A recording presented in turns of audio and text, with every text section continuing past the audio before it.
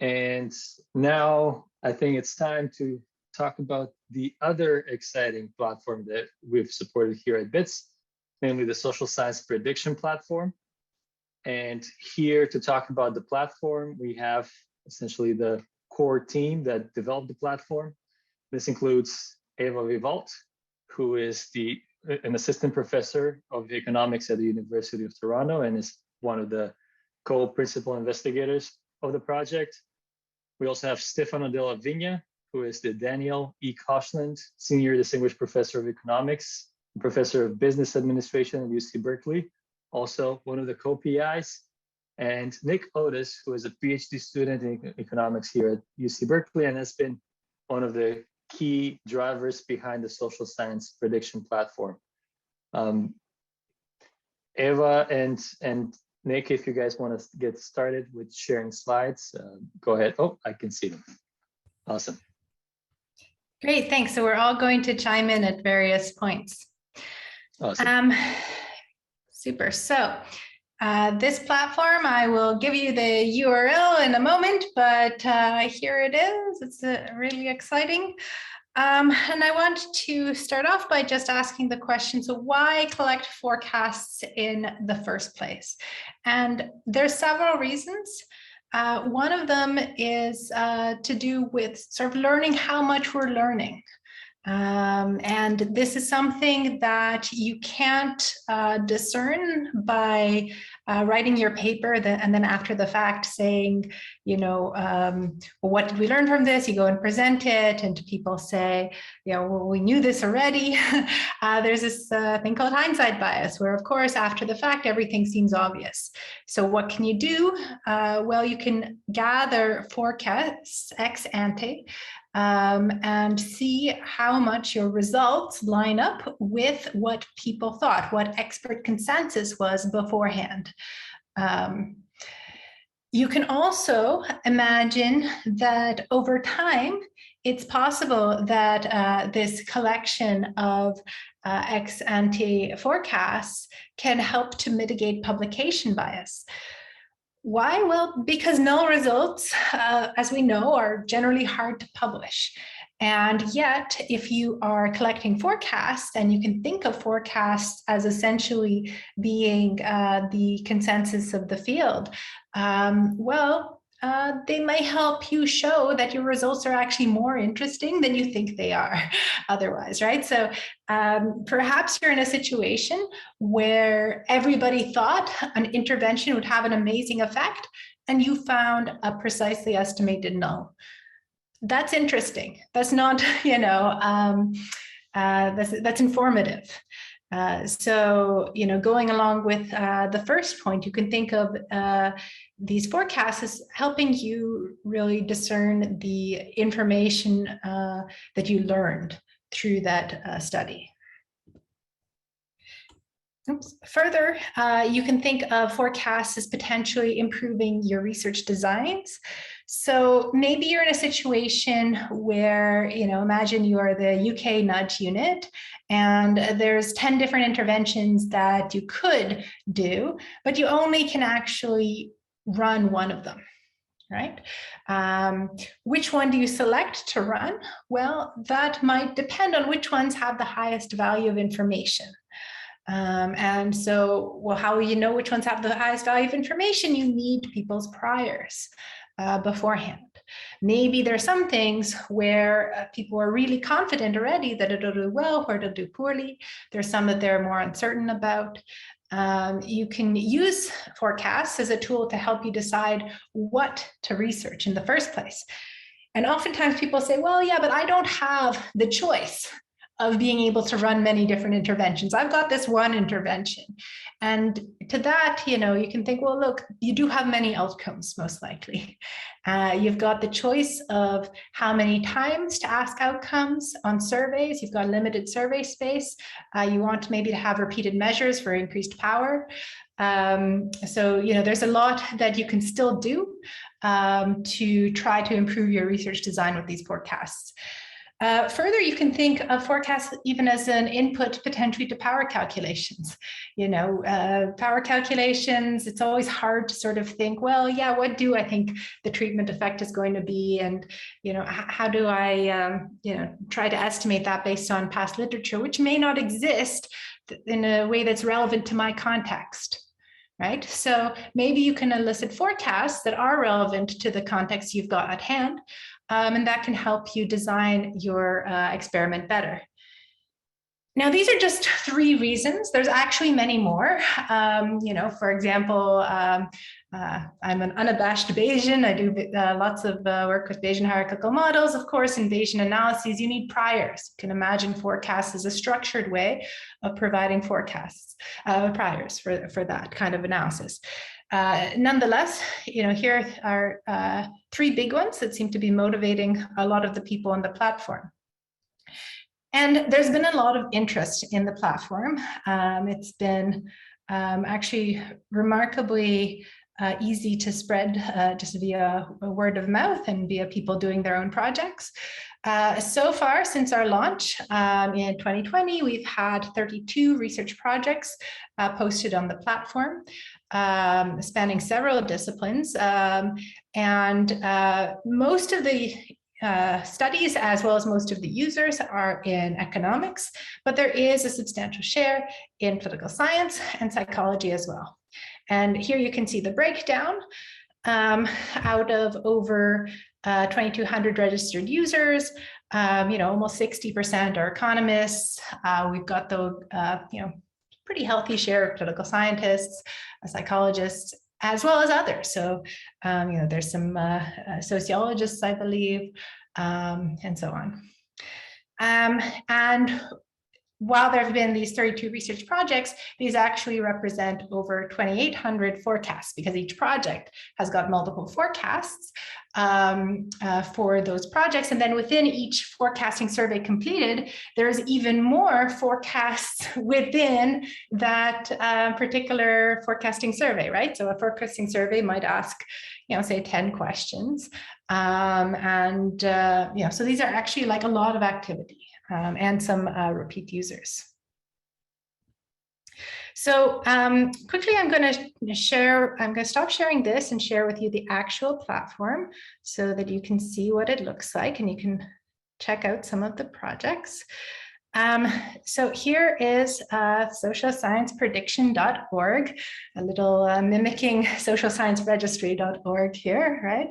And you can see that there's a variety of features.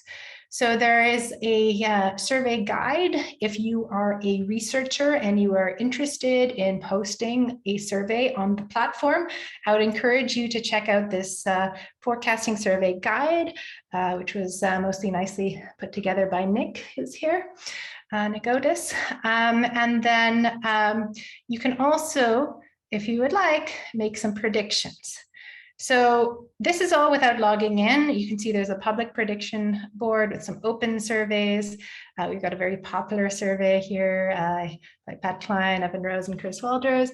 And you can also see some recently closed surveys. Of course, there's more surveys that are just not as recent. These are just the most recent ones. If you want, you can, log in, you can create a profile, you can just sign in with Google or ORCID ID. But let's go and view some details of one of these. So, if you're on the platform, you can play around with it a little bit, you can see the abstract.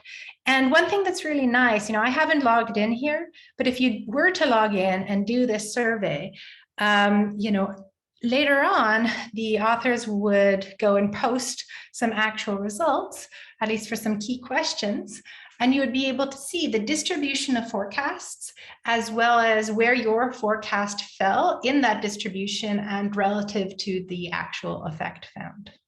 So I encourage you to check it out, and I will stop there, and I think Stefano is going to take it over. Thank you, Eva. That's great. Hopefully you can see also kind of my screen. I just wanted to talk about 2 projects that are either, and Nick will talk about 2 more projects that were either run on the platform or came right before it and were part of this idea of using research forecast at a conference that we hosted a couple of years ago. And the first one I want to start is this paper by Pedro Bezzone, Gautam Rao, Frank Schilbach, Heather Schofield, and Matti Toma that just came out in the Quarterly Journal of Economics, which is focused in a developing setting. Development economists have been some of the highest adopters of kind of platforms and forecasts in a setting where sleep is kind of is hard to not with a lot of disruptions and kind of poor flooring. So poor sleep is a pervasive problem, as reported by people, is kind of a big nuisance. And so the researchers came in and set out a number of interventions, offering them ways to insulate for noise and mats of sleep and setting separate spaces for sleep, partly based on the research on sleep and the general interest kind of in this area. And their key findings, they have a host of them: demand for sleep, effect of sleep, but the key findings are small or null impacts, like less than 0, and precise nulls, just like Eva said. And you could easily imagine people saying, you know what, of course, everybody would have said, why would you think sleep matters? And this is kind of where in their paper, a really key role is played by the forecast. So this is kind of a key figure that they have in the paper.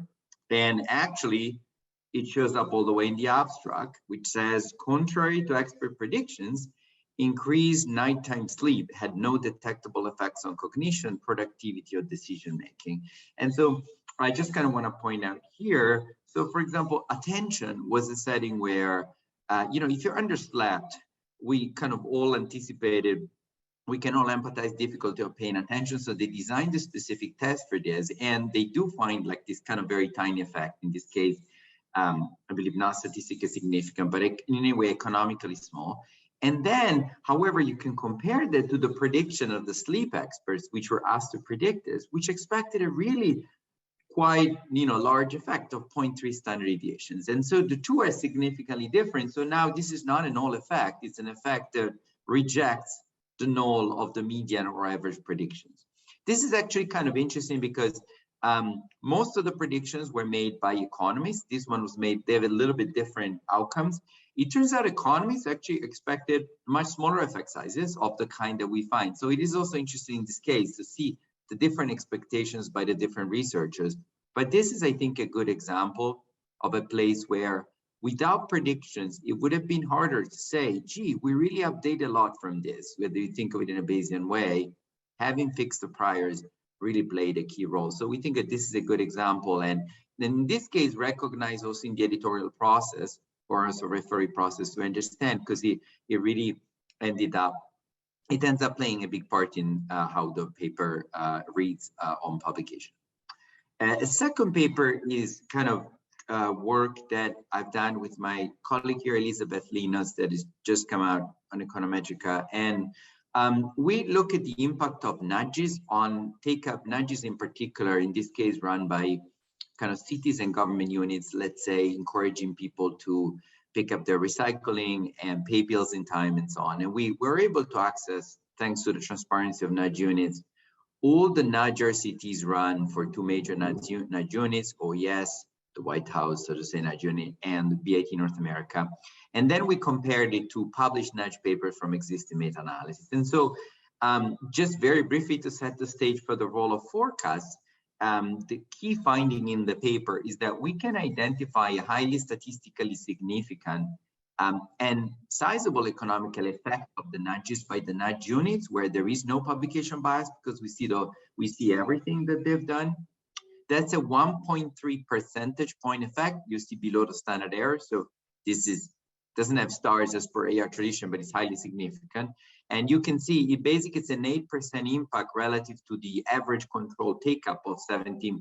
You go from 17 to 0.2 to 18.6. So to say so, it's clearly there, but it's also clearly smaller than what you find from the published papers in the meta-analysis. That would be like an 8.5 percentage point, also highly significant. off of a relatively similar baseline control. So there it's like a 30+% effect, whereas in the night unit is kind of 8%. And in the paper, we go through sets of differences, and we do believe that publication bias plays some role in this, and something that, you know, BITS has obviously kind of embraced the central, which it is. Now, I want to point the attention to something else in here, these numbers about power. So not only the nudge unit interventions have smaller impacts, they were much more highly powered. So the minimum detectable effect size, the effect that you could detect qualitatively speaking, for the nudge units was really small, was about less than 1 percentage point effect. So these were well-powered studies, 0.8 percentage point, they were detected, powered up to detect. In the papers, the published papers, not so much. They were powered to detect 6 percentage points. And so you could ask, why were they so underpowered, you might say? And as Eva said, could that be because they were expecting to get really large effect sizes?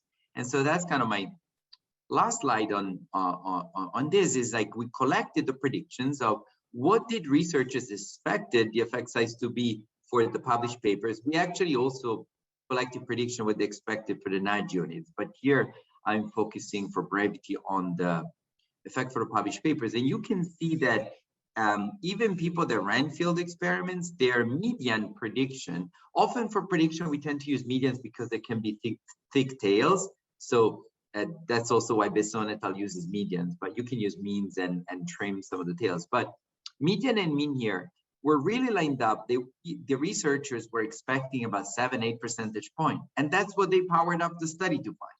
Now, the problem is if you expect these huge effect sizes and you underpower your study, with publication bias, it becomes self-fulfilling.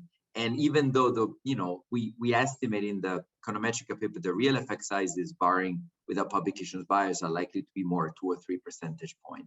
And it's also curious that the nudge practitioners instead had more modest expectations, more in line with what we see in the, actually what we estimate you would see without publication bias. So this maybe show 2 examples. One is this, like, what did we learn? And therefore also the muting the publication bias against null effects. And the second one is in the substance of it, explaining something like the powering of studies. And I'm going to leave it here because Nick will take it next.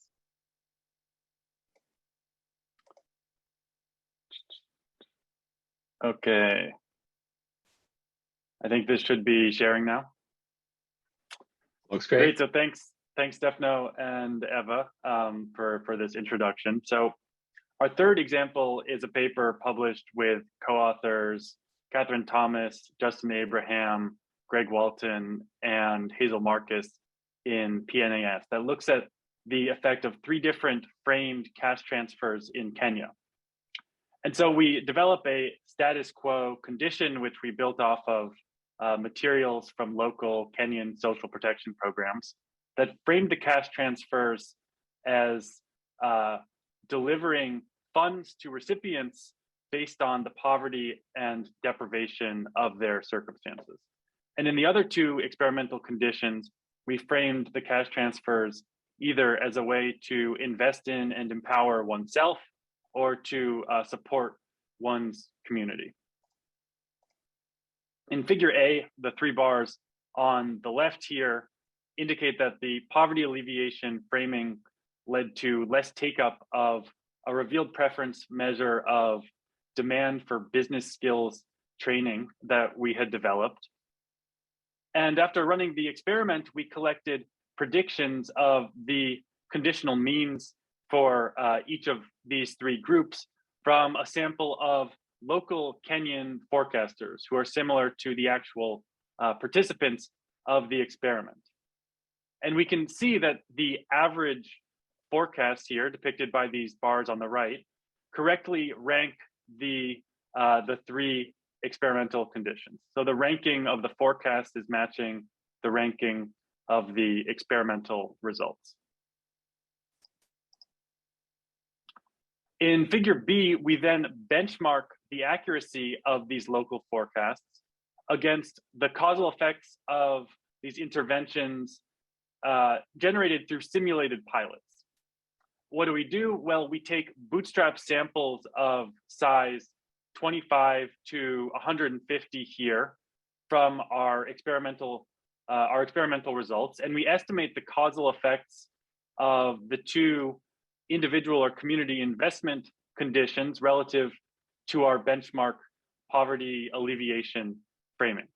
So these solid red and blue lines here depict the average negative absolute error on the causal effects estimated from these bootstrapped pilot results, compared to the results, obviously, from the full study.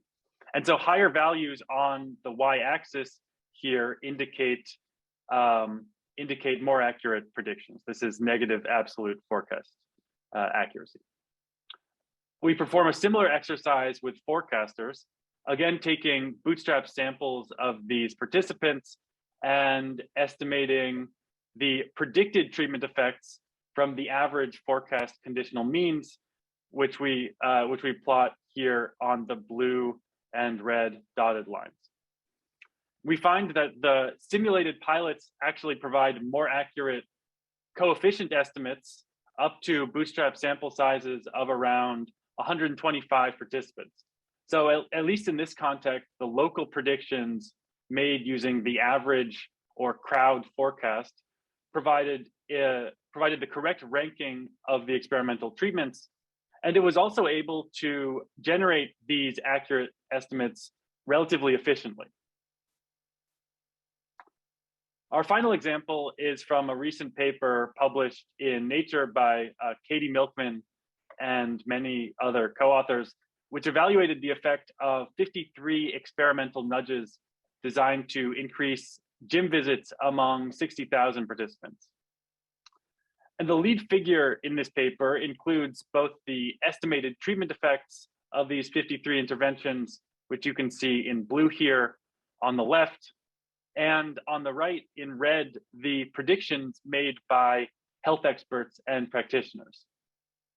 They find that the forecasts overestimate the average experimental effect of these interventions by almost an order of magnitude, and that the average predictions are actually uncorrelated or even slightly negatively correlated with the experimental results.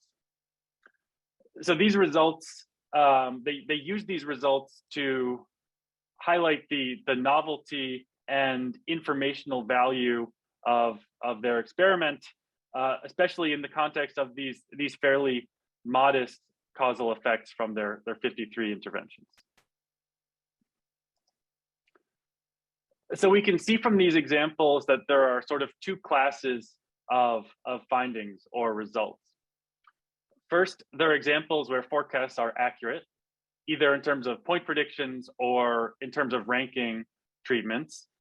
And in these cases, we can think, well, maybe it's feasible to use predictions to narrow down the set of interventions that we test in a randomized controlled trial, or to generate reasonable effect size estimates for power calculation. But there's also this second case, such as in the sleep study or the gym examples, where the predictions turn out not to be accurate. And in those situations, we can think about focusing on the use of forecasts to quantify information gains. And maybe we can increase the interest in findings that would otherwise be viewed as uninformative nulls. So the question we're left with is, can we classify the conditions that result in either accurate or inaccurate forecasts? And I will pass it back here to Eva.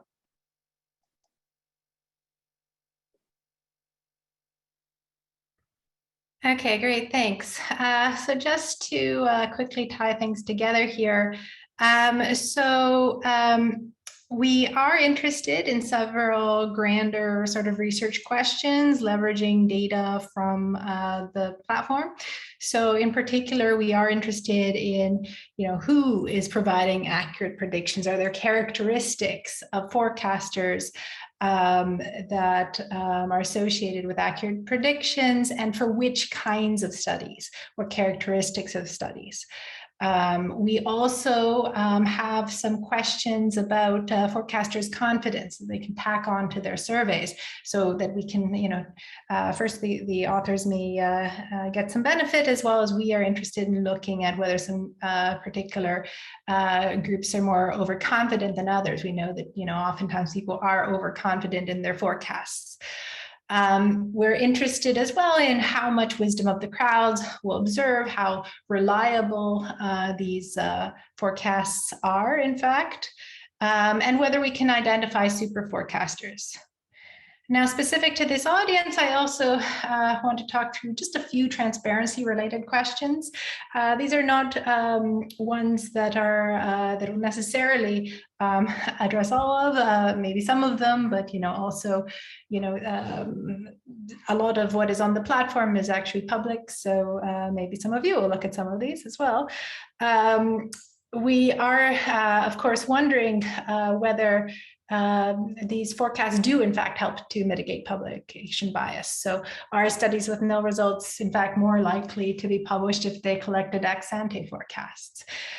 And you can think that forecasts could also increase the adherence to pre-analysis plans insofar as researchers may be more likely then to stick to the outcomes, the key outcomes they identified ex ante, and they put into their forecasting survey, because those are ones that they've collected forecasts for, and they can sort of, this added value might be a nudge for them. We also might wonder, well, we currently on the platform, we do have a timestamp of when the forecasting survey was posted, and researchers are asked when they're posting them to report when, at what stage of data collection they are in. Have they collected no data, maybe some baseline data, any post-baseline outcomes? So we can look at whether, the forecasts maybe are less accurate if the forecasting survey is posted after someone has collected data, which would, be a bit concerning. We can think, well, researchers might, post forecasting surveys that are biased. We hope that they are not, but if you want a surprising finding, of course, you might, have some incentive to try to vary the survey up a bit, depending on what you have found. So, that's why we have all these features on the platform, to make sure we've got timestamps of when everything happened, so that we can look at this. And also there is an option, in fact, for research teams posting forecasting surveys to elect to not see the forecasts until after they've done their main analyses. So again, hopefully that could help with that kind of issue. And of course, there's many other things you can think of that relate to transparency. These are just a few of them to highlight. So where do we go from here? Well, we are currently scaling up the platform. We have intentionally started with a fairly small group of projects to iron out some of the kinks, and now we are, opening it up more and more. So, if you're interested in collecting forecasts for one of your studies, please do reach out. And we are also building up our pool of forecasters, in particular, to get more repeat forecasts from various groups. And further, we're trying to develop some training materials to make it easier for people to learn how to make their own forecasting surveys and such. So if you're interested, again, here is the website. Here is the Twitter handle, and I will leave it at that. Thank you. Awesome. Thanks, Eva, Stefano, and Nick, for such a beautiful overview of the project. I think we have about 5 minutes until we go to the next presentation, but I see there's a few questions in the chat. Maybe we could try to address those quickly. So I see that Max Jenis asked if forecasts could be collected after studies. It would be interesting to see how much different studies affect forecasts as a measure of how credible experts consider the design. So any one of you, if you'd like to address this. Maybe I'll take this first one. It's a great question. I think that's one of the things that we would love to see happen that hasn't quite happened. The idea is to see, you collect priors, then you see the research result. That's like a signal, And then how much do people update on that? The way to do it would have to be presumably to forecast about a new study with similar design to the previous one, but not the same one, because the same one has happened already. But that would be exactly a way, exactly as in the chat, to capture how much updating people have done, which would be how much signal value they thought was in the study. So that's a great direction, fully in line with the Bayesian perspective that Eva measured, and just like intuitively to the perspective of extracting the most information from science. So that's a great thought. Excellent. So another question from Shaon, who's asking, one possible concern about identifying super forecasters is how they're selected. Might forecasts from such individuals exhibit some regression to the mean in the future, in future forecasts? So what are your thoughts on that? So I can take this one. One of the strengths of the platform is that we're able to link individuals' predictions across many projects. And so the idea would be, let's say we had predictions from the same forecaster for one or two projects. Well, maybe it's just kind of an outlier and we'd be picking up on noise. But if we had predictions across 5 or 10 projects, I think we'd be able to more credibly say that there's kind of a strong signal that this person is making accurate predictions across a number of different studies and contexts. And so I think part of the focus of the next year will be working to build out these panels and ensure that we're able to credibly assess the consistency and accuracy of individuals' predictions. And just to chime in here, we've been talking about forecasts as though they are from the research community, but they need not be. So, Nick has done some work collecting forecasts from people who could almost be study participants in some sense. I've done some work collecting forecasts from policy types. So there's actually a broad array of use cases. Yeah. Okay, excellent. So I think we're at time, but Eva, Stefano, and Nick might stick around if you want to continue the conversation going in the chat.